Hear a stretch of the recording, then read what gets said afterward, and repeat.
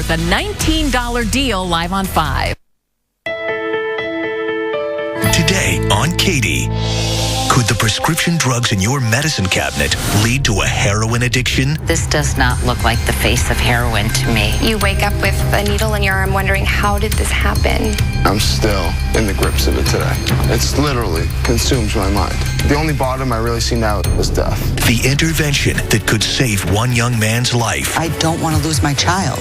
Do you think you're up to this? I'm sorry. Plus, addicted to prescription painkillers. I was a mom. I was able to hide it. Today on Katie. Hi, everyone, and welcome.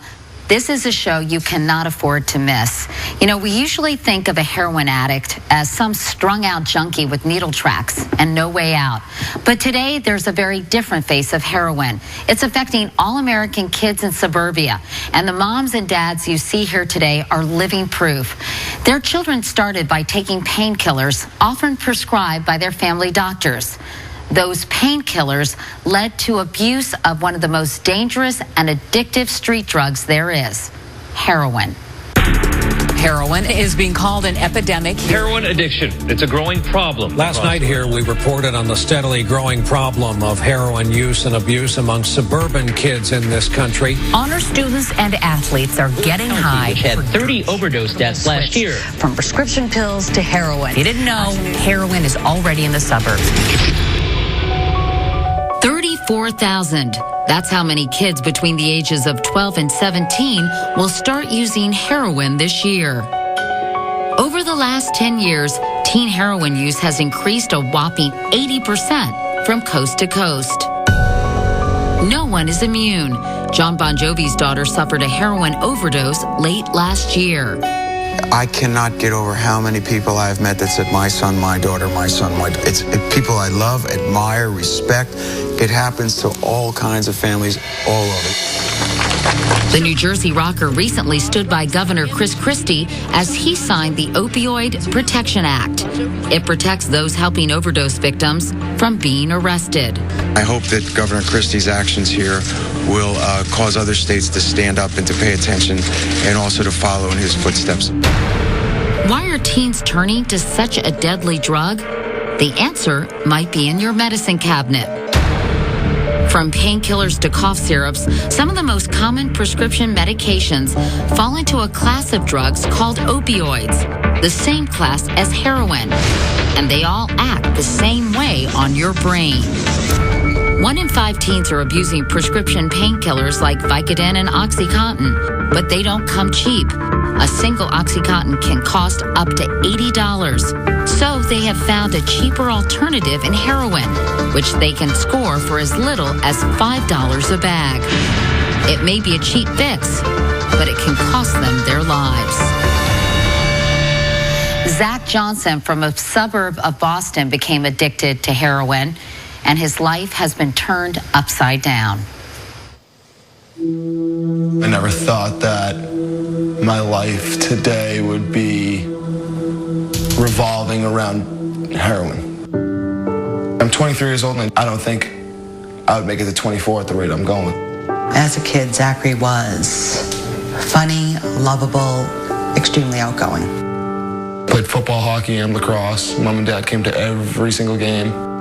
In 8th grade, I was awarded the Phelps Scholarship to Phillips Academy. It was worth $40,000. His years at Phillips were awesome. I felt that I was on top of the world.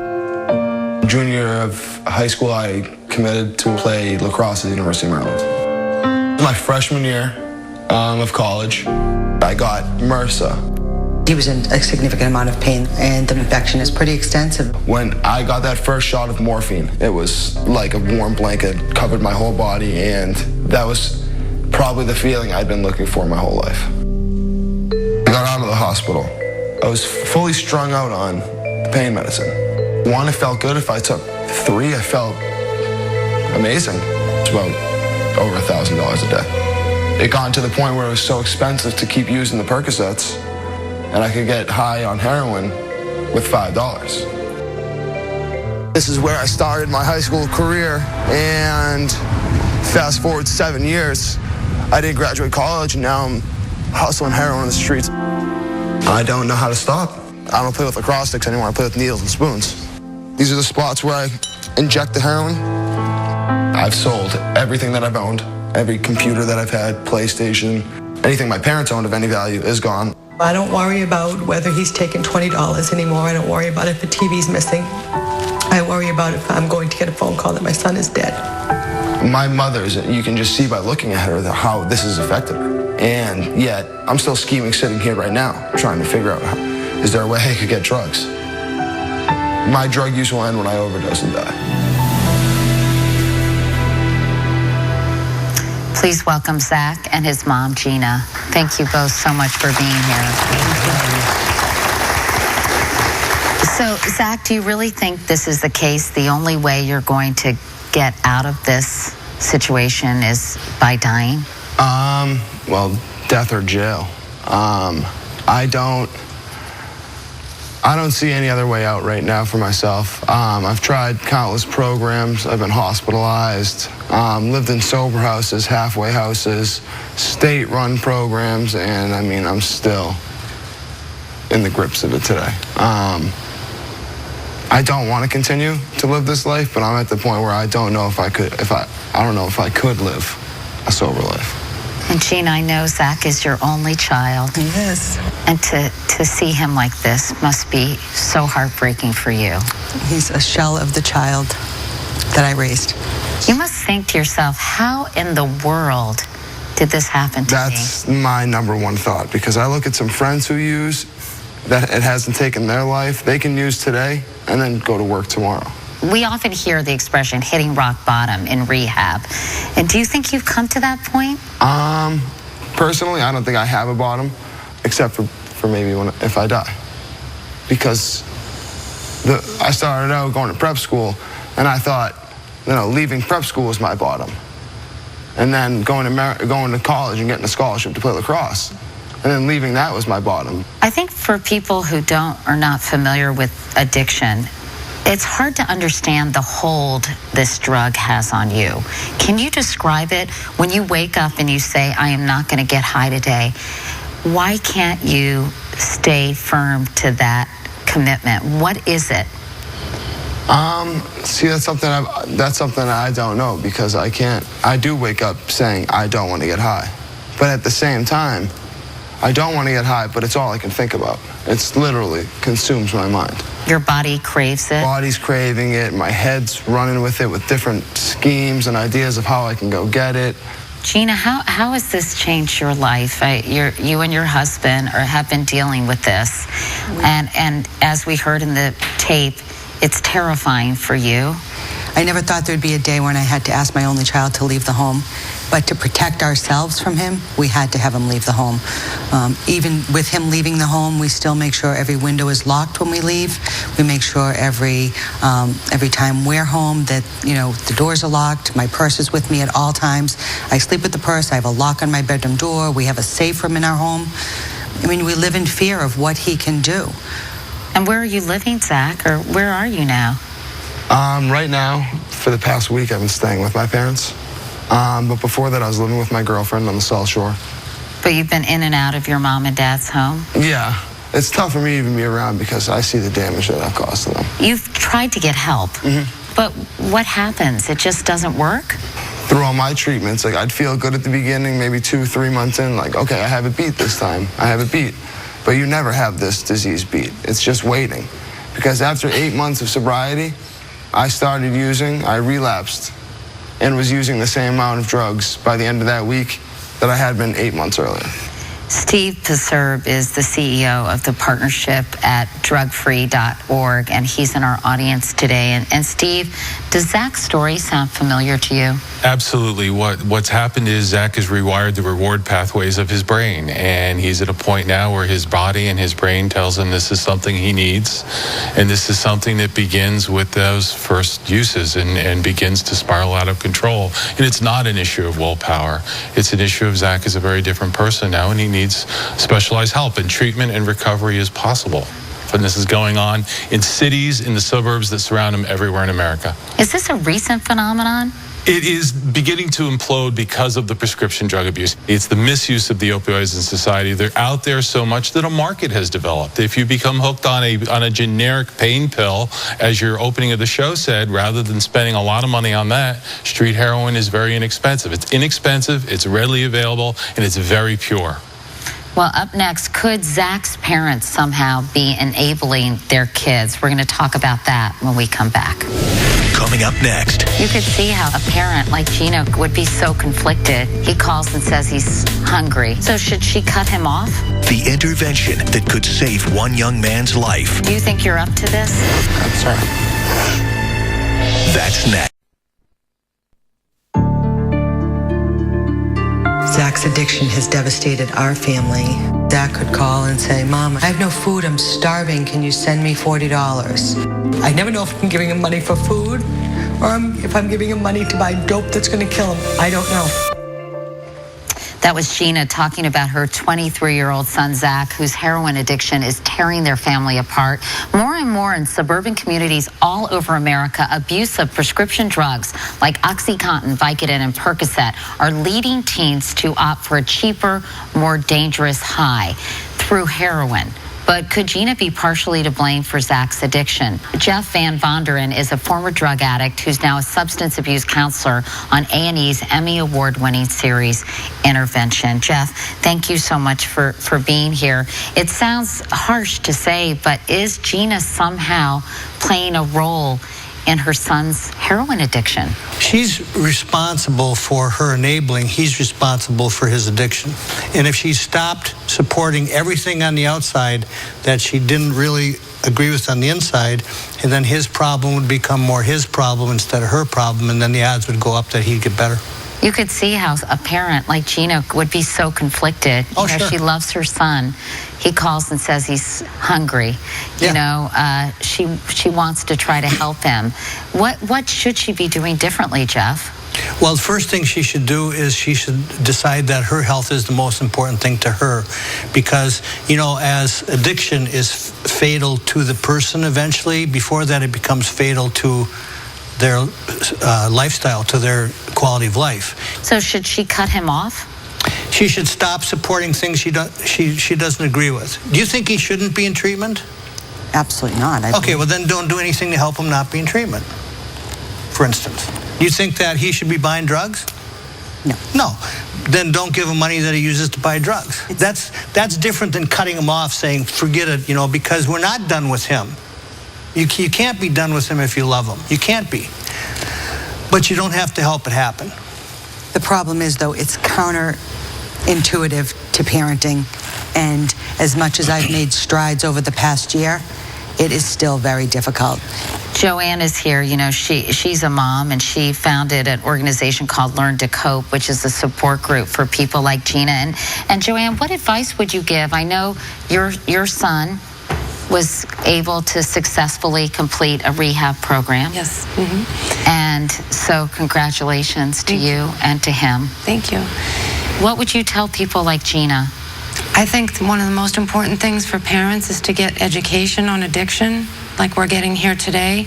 And without education, you know, if someone has diabetes in the family, you want to get educated about diabetes. But with addiction for years, there's nothing you can do, just let go and kick them out.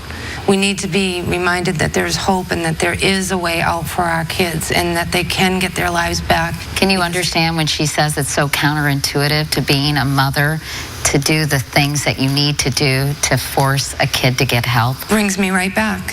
And, you know, being a mom, you spend your life wiping their knees when they scrape them or bringing them to the doctor and taking care of our kids that we love. And then you have to spin it around and change the sails and go a whole new direction that's very scary, and they can die. They can die in our house. Dr. Damon Raskin is from Cliffside Malibu Addiction Treatment Center. And Dr. Raskin, you know, we heard that Zach has tried to get help. Yes. And he hasn't been successful. What is the most effective kind of treatment for someone like Zach and other kids who are in a similar situation. So I help people like Zach all the time in our treatment center. It's one of the best treatment centers in the United States that I know. At Cliffside Malibu, we make your detox very comfortable. So you go through it and everything gets okay. And then we individualize and customize your therapy. We try to get to the root of the problem of why you keep using, and we keep you there until you're ready to leave, until you're ready to have a plan so that you can live life without your addiction. And that's what makes our place different. Are you successful? What is the success rate? So we've been very successful. In fact, our figures show that our facility is more successful than many of the other programs. We know if you just go to a regular 12-step program, the figures are success 8 to 12%. That's so low. It is very low. Our statistics show that if you complete all of the stages of our program, which is usually at least 90 days, that over 70% of patients will stay clean and sober for a year. Zach, I'd like to invite you to come back with me today to Cliffside Malibu, the premier destination where you're going to start your road to recovery today.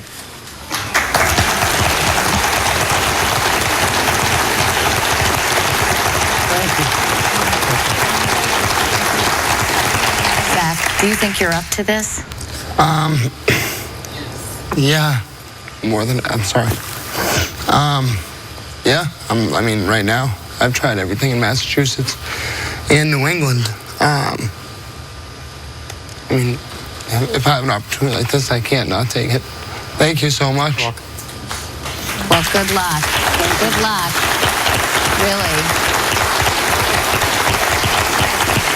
Jeff, thank you so much for coming by and giving us your insights. And I know that folks can watch the final episodes of Intervention on A&E. So thank you to you as well. Up next, can kids overcome their heroin addiction? Well, we certainly hope so. We're going to hear from one young woman who did when we come back. Coming up next. This does not look like the face of heroin to me. You have been to rehab 16 times. You even went to prison.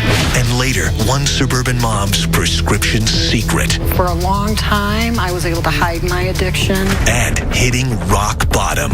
Why were you on the bathroom floor covered in blood? That's later.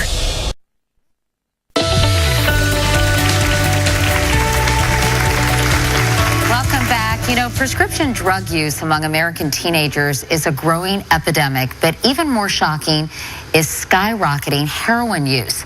The documentary Overtaken chronicles prescription pill and heroin use in Orange County, California.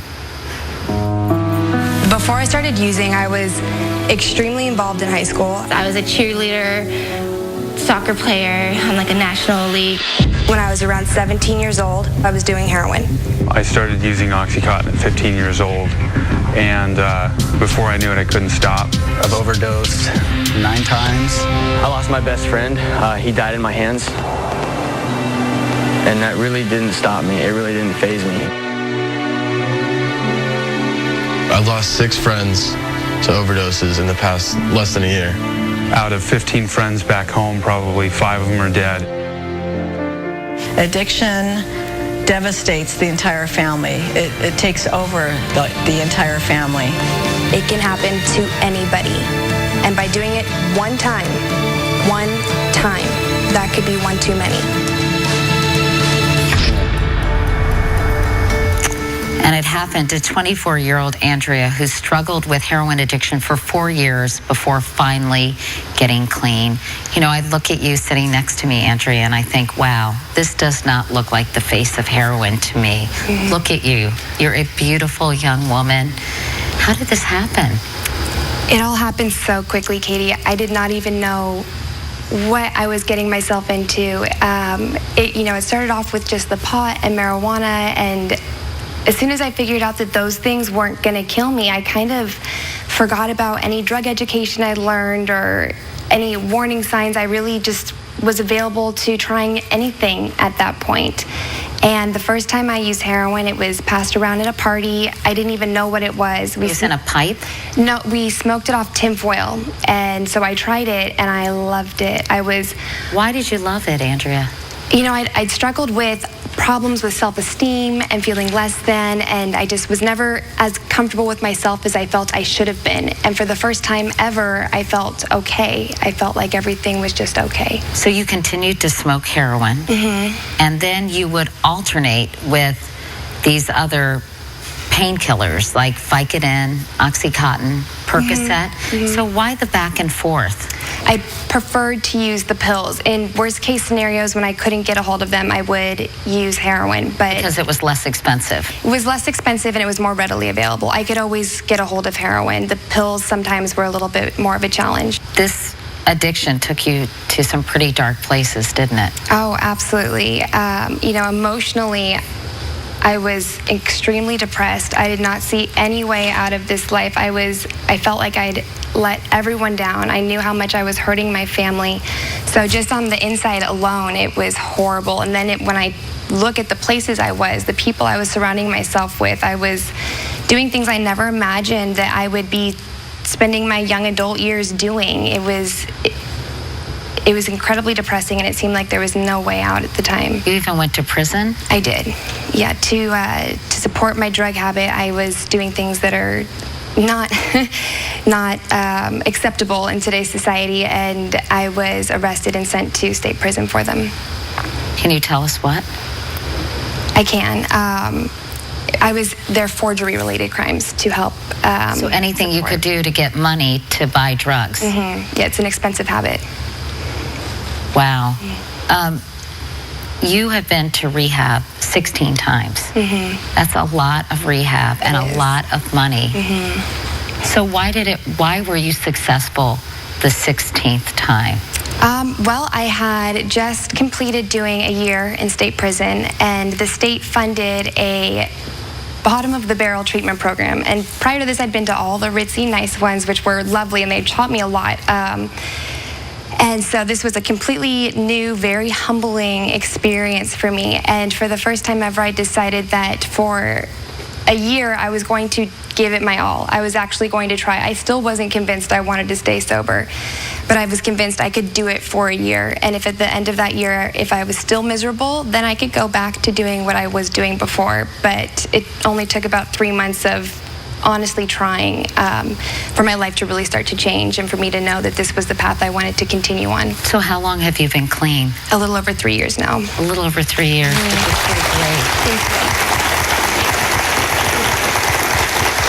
you. You know, is every day a struggle for you, Andrea, or do you feel like you have been able to kind of wash yourself of this terrible desire? Yeah, no, that's in the beginning. I definitely went through that a lot, but at this point, the obsession has left. I'm no longer mentally craving or physically obsessing over the drugs anymore, and I'm able to be there for people who need help and support others who are coming into recovery. And so it's no longer this, you know, this thing that I have to live with every day. It's definitely still there, and I have to be aware of it because I'm more vulnerable to certain situations than most are. But it's no longer feels like this huge burden that I have to carry around. You know, we just saw Zach, and it's just so tough to see him like this, to feel that the only way out for him was death, which I guess is a feeling you're familiar with. Yeah, and listening to his story broke my heart because I know exactly where he's at right now. Feeling like there's no way out and knowing that how many challenges there are ahead of you, because getting clean and sober isn't just a matter of getting clean and sober. You have to clean up a lot of the mess that you made. So it can be scary thinking about, you know, this big task ahead of you and all the people you've hurt and disappointed, and how are you ever going to make this up to them? But you can. You know, there's hope. There's thousands of other people just like me who've been able to turn their lives around. I hope some kids are watching this. I hope some parents too. But what would you tell kids who think that they're invincible and that it's okay to experiment and try things and go to parties and smoke that heroin that's sitting there in that tin foil? What would you say to them? Oh my goodness, that it's not worth it. It's not. I've known too many people who have overdosed their first time trying it. You know, it's, if you do your research, if you really look into what you're getting yourself into, it's extremely obvious it's a horrible idea. I did not do my homework before I made these poor choices. But to think about your choices and think about everything you love, and consider that by making that one choice, you may lose all of it. It may not be immediately, but eventually, if you continue, you may lose everything in your life that matters to you at this point. School, your parents, your girlfriend, your car, whatever. I lost all those things over a period of time. So is it worth trying it to potentially give all those things up? I wouldn't think so. Thank you, Andrea. Thank you so much. Thank you for having me. So nice to meet you. If you still think this isn't happening in your neighborhood, up next, we're going to take a ride along with the authorities and what they're calling the heroin highway. That's right after this. Up next, do you know the code words your kids are using that really mean drugs? So they talk about Molly, they talk about getting some junk, and talk They use about words doing like Skittles. What do we say as parents to our kids about this? People across the country really need to wake up. That's next.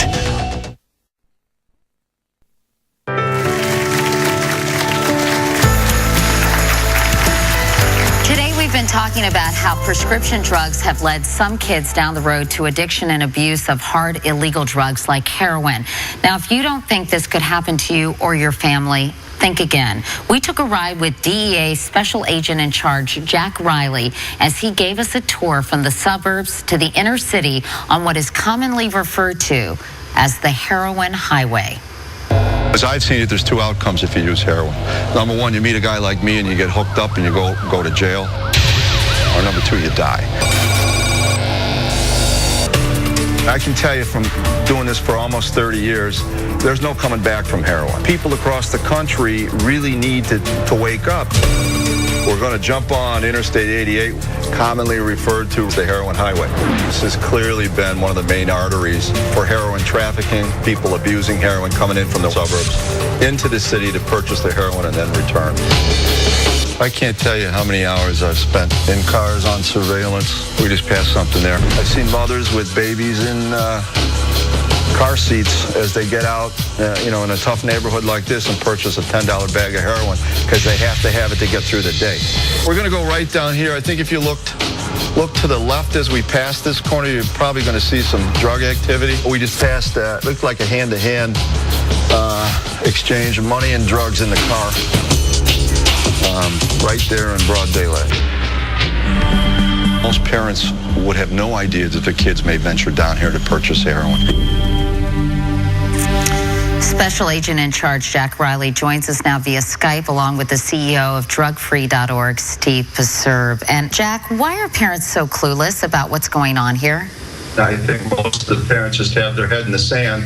They're not recognizing the signs their kids are giving off to indicate a change in behavior, friends, lack of interest in things.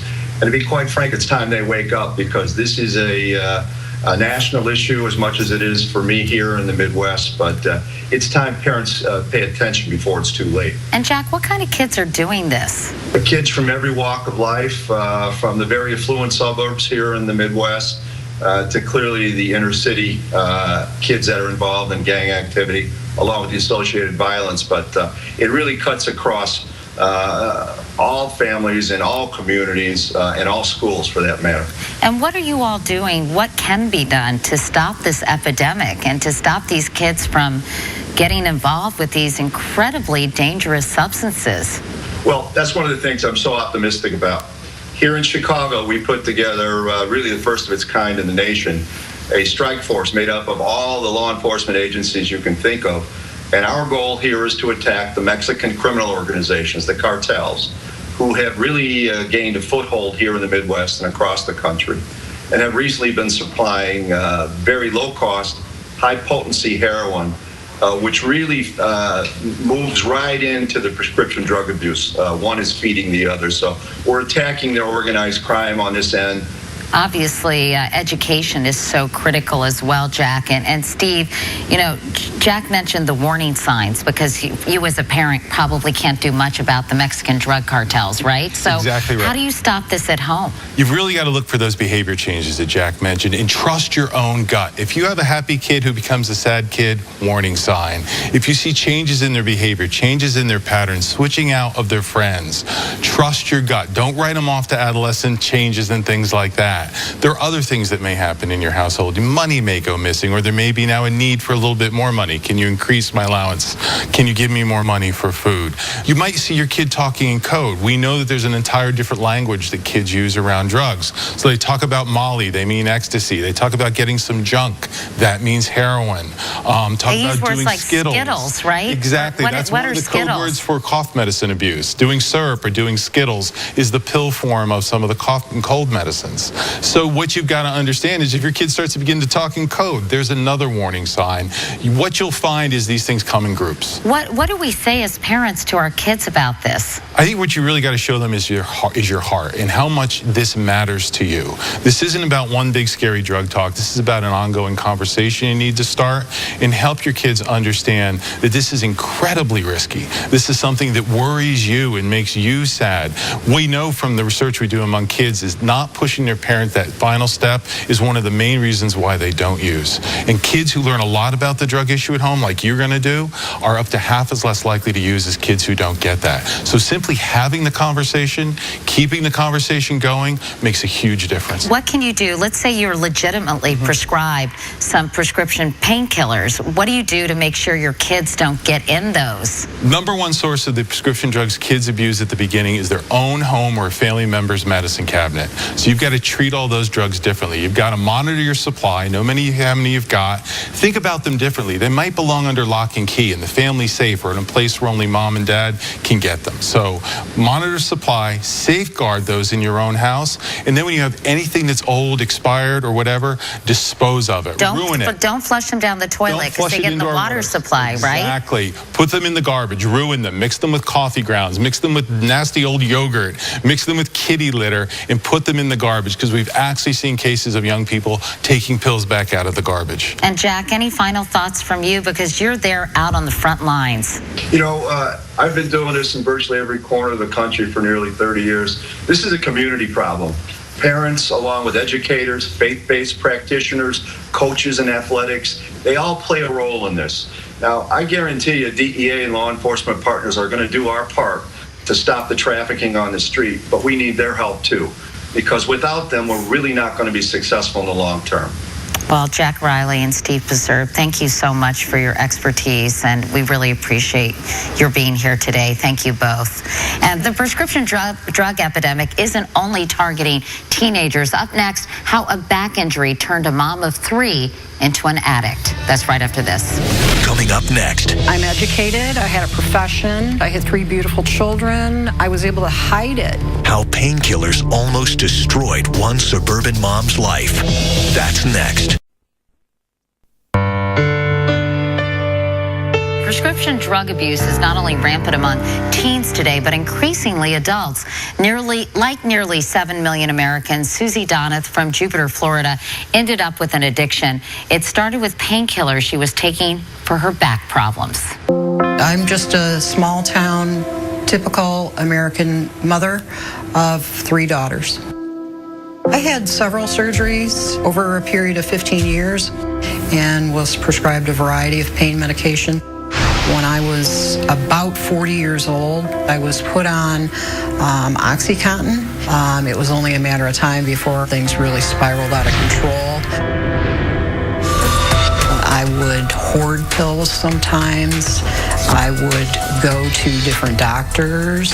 I was getting, Vicodin, Fioricet, Norco. At one time, I had a prescription for Dilaudid. I was also prescribed Xanax.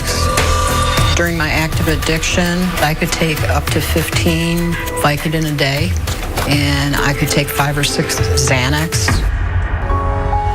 Rock bottom came for me when I woke up on the bathroom floor after an overdose in a pool of blood. By the time that I got myself into treatment, I was pretty close to dying. Susie Donath, thank you very much for being here and telling your story, because unfortunately it's a familiar one, isn't it? I mean, it certainly is. You're not the only person out there who's had this problem. Right. Why were you on the bathroom floor covered in blood? I had almost bitten all the way through my tongue. I had no idea I'd overdosed, and I had no idea how long I'd been there, how I got there. That's just how I woke up and found myself. So that was really a turning point for me. Did you realize that you were addicted, or were you in denial, or how did you see yourself? I was in denial for a very, very long time. Towards the end, when things got so bad, I just couldn't remain in denial anymore. And I finally ultimately I was confronted by my middle daughter. And she really was the only person that confronted me specifically about the pills I was taking. How did these pills make you feel? Or did they make you not feel? They made me not feel. And in the beginning, I did get somewhat of a euphoric feeling from them. You know, I did have a legitimate, physical problem that I started taking the pills for. But then after a certain amount of time, it was an excuse to keep taking them. Sounds like it was so easy to get these pills. It was incredibly easy, and I think, part of the reason that it was easy, I'm educated, I have a bachelor's degree, I had a profession, I was in a long-term marriage, I was a mom, I was able to hide it. What did your addiction do to this really normal, really nice life you just described? It damaged my marriage. What about your relationship with your girls? It damaged my relationship with my children because I was emotionally not present for them for a significant period of time. How long? I was in very active addiction for about 6 to 7 years, and it was becoming clear to me from them that I was not going to be involved in their lives if I didn't do something. They were watching their mother disappear. How did you get well? Well, I got into treatment. I finally reached a point of, everybody talks about rock bottoms, and one of the things that I was very fearful about, and I think it's something that keeps a lot of addicts out there, is the fear of detoxing and coming off their drugs, because it's a very uncomfortable, painful thing. Was it? It wasn't. I was in detox for 12 days. They medically detoxed me very comfortably and safely. I went into a treatment program for 30 days. It was the recommendation of the treatment program that I live in a women's sober living house for 6 months. At my age, that was interesting because that must have been weird. It was very weird. Most of the women in the house were my daughter's age, so it was kind of like I sort of became the resident mother of the house, and I think it had a big role in giving me a good, strong foundation in my recovery. And I was able to help some other women too, which played an important part in my recovery as well. Are you tempted every day or not? No. There are so many things about my life that I have back, and there are so many things about my life that are so good. I mean, I have a beautiful 2-year-old grandson. I have a granddaughter that's going to be born in July. I have a wonderful relationship with my kids again. I do a lot to help other women in recovery. I have so much knowledge now about how it happened and why it happened, and it's so important to me now to spend my recovery passing that on, I guess, and educating people about how it happens and how aware people need to be of the danger of these, prescription legal drugs, because they are very dangerous and they can get people in a lot of trouble. Well, we're so glad you've come out the other side and are repairing and have repaired, I guess, the relationship with your kids. Yeah. And we wish you all the best. Thank you. Thank you so much, Susie. Thank you. And up next, as Susie just pointed out, prescription drugs may be more dangerous than we think. We're going to tell you the questions you need to ask your doctor before taking them. That's right after this.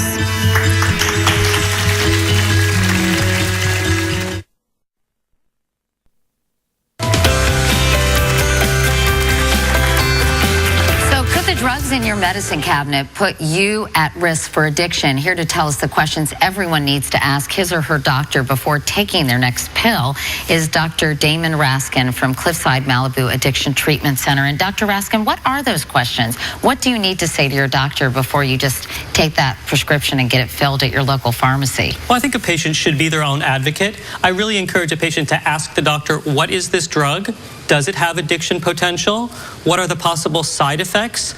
Can I take an over-the-counter medicine if I get a side effect? Let's say they can't sleep, can they take something over-the-counter? So they really need to find out these things before they start taking the medication. And what painkillers should we really be careful about? Well, all of the opiates have very similar potential for addiction, and these are ones we've talked about today: Percocet, OxyContin. Vicodin is extremely addicting. So all of these things have that potential, but also anxiety drugs too can have that same potential. So the Valium, Klonopin, Xanax, very, very high potential for abuse as well. Shouldn't some responsibility be on the shoulders of these pharmacies and these doctors who give multiple prescriptions to people? They do doctor shopping or pharmacy shopping, because some action has been taken in a number of states, hasn't it? Absolutely, and I think doctors do need to take responsibility. There was a time sort of where doctors were accused of not taking care of people with pain, and that sort of changed the pendulum. But now there are acts and laws being passed where doctors can go online and find out if a patient is going to different doctors to get these prescriptions. So I think that's going to be very helpful in this problem. And you mentioned pain. Is there a way to manage pain without these prescription drugs? Are we being overly prescribed these painkillers when we might not necessarily need them? I believe so, yes. I mean, if we're talking about headaches or joint pain or back pain, these things every American has at some point in their lives. And there are non-narcotic prescriptions or over-the-counter options. And then there's behavioral things that patients can do as well to help them. Physical therapy, massage therapy, acupuncture, all of these other items together with other non-narcotic prescriptions. We use antidepressants for pain sometimes, anti-epileptic drugs for pain, non-steroidal anti-inflammatory drugs. So these are all non-addictive options that patients can have to help their pain. All right. Well, Dr. Damon Raskin, thank you very much. Thank you for helping Zach, and we're anxious to hear how he's doing. I'm looking forward to helping him. Thank you. Please let us know. I will. Thank you so much. When we come back, we have important resources for anyone ever prescribed a prescription drug. That's right after this.